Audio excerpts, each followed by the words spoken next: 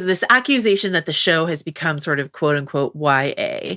This idea that like a moment like this between Ellie and Dina, where they're just like smiling at each other. I see CW thrown around or whatever. In this post Barbie movie eras tour world, like I would just really like us to stop dismissing stories about young women as being like not as important.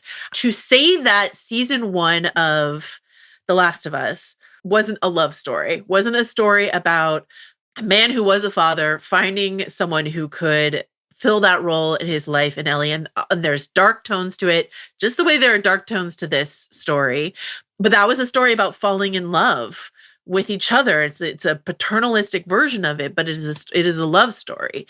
No But question. that story isn't trivial because like an adult maleism. I don't like, I don't want to accuse every accusation of this, but there is that flavor in the water to me of the fact that these are two 19-year-old girls. So these strong feelings that they're feeling are somehow not as interesting or not as mature or not as deep as a similar story, I would say, that we found between Joel and Ellie in season 1. Of course, I, as a YA enthusiast, feel compelled to just like also say that the implication that YA stories are like somehow not emotionally rich is also also insulting. So, Yep.